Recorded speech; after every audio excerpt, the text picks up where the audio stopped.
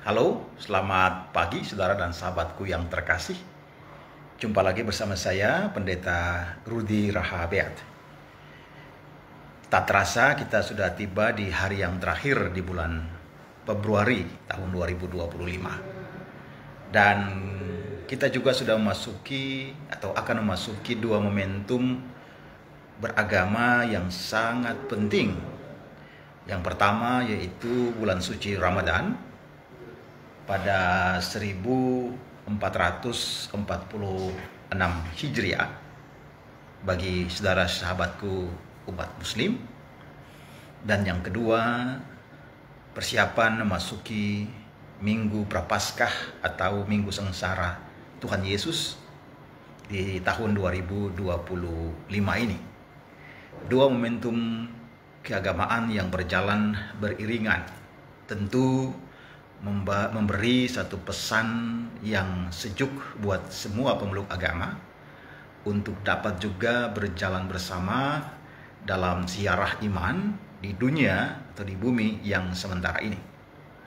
Sehingga marilah kita melihat titik-titik perjumpaan kita, titik-titik di mana kita bisa berjalan bersama dalam keragaman agama-agama sembari kita menghadirkan kebaikan bersama atau bonum communae atau kemaslahatan bersama bagi sesama manusia dan juga ciptaan Tuhan yang lain.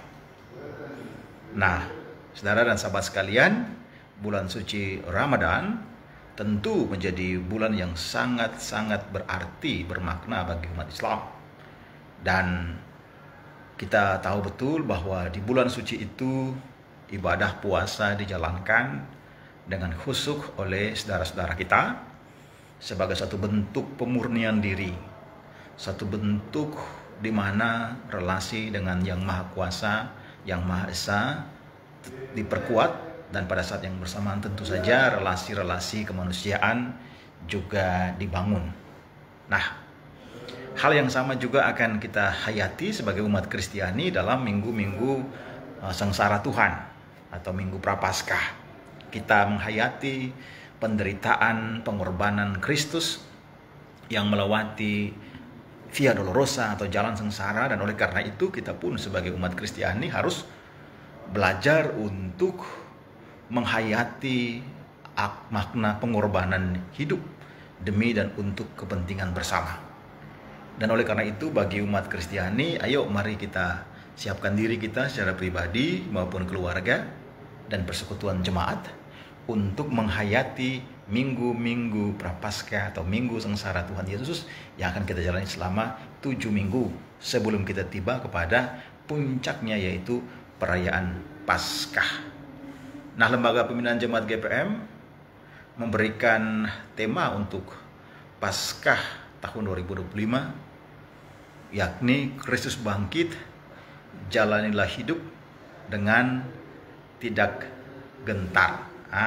Ini satu tema yang sangat menarik, bahwa kebangkitan Kristus membuat kita akan selalu berani, tidak gentar, gemetar, khawatir, takut, walaupun hari-hari ini kita sedang menghadapi satu masalah yang cukup serius sebagai bangsa.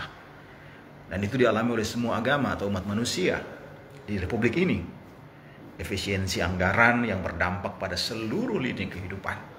Tapi juga korupsi yang luar biasa terjadi, misalnya yang di Pertamina. Waduh, ini sangat mengecewakan, ini sangat menjengkelkan, karena ternyata uang-uang rakyat dipakai oleh segelintir elit untuk kepentingan pribadi atau golongan. Ini sangat-sangat kita sayangkan, dan tentu tindakan ini harus kita berangus, harus dihentikan, sehingga kita akan bersama-sama menciptakan kesejahteraan bersama. Bukan kesejahteraan sekelompok orang, terutama para elit, ya. Dan ini saatnya rakyat harus tampil untuk melawan ketidakjujuran, ketidakadilan.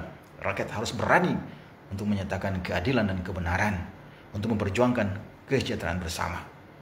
Sehingga momen Ramadan dan Prapaskah, saya rasa hari ini membangun satu komitmen untuk kita melawan korupsi, melawan ketidakadilan, melawan ketidakbenaran, melawan sikap-sikap yang penuh dengan arogansi atas nama apapun, saudara dan sahabat sekalian.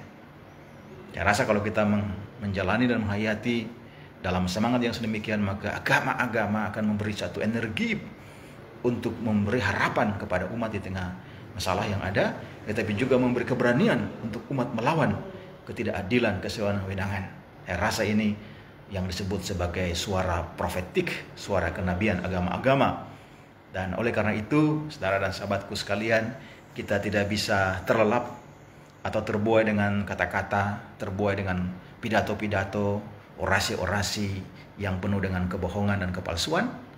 Tetapi kita harus selalu memberikan satu perimbangan kekuasaan, supaya kekuasaan tidak dipakai semena-mena untuk menjaga status quo, ya. Dan saya rasa tidak tabu kalau agama-agama muncul dengan suara profetik, berani sebagai kekuatan organisasi masyarakat sipil untuk menegakkan keadilan kebenaran yang merupakan misi utama agama-agama apapun agamanya. Saya kira hari ini kebatinan bangsa kita sedang terusik ketika praktek korupsi di depan mata, dan itu merugikan, sungguh sangat merugikan rakyat Indonesia yang sedang bergumul dengan kemiskinan yang sangat ekstrim.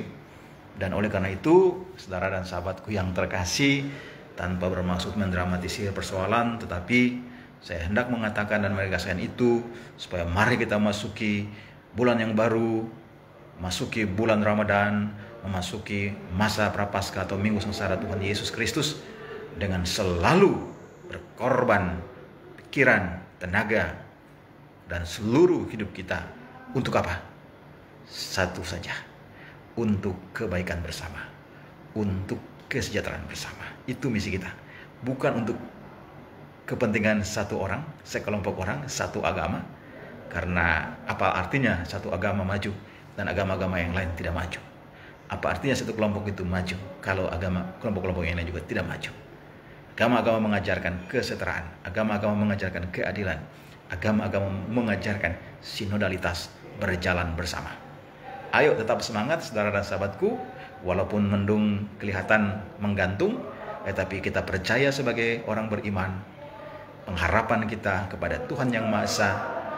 Mendung dan badai pun akan berlalu, tentu dengan selalu kita kritis, kerja keras, kerja cerdas, kolaborasi, saling melengkapi, dan tentu saling mendoakan.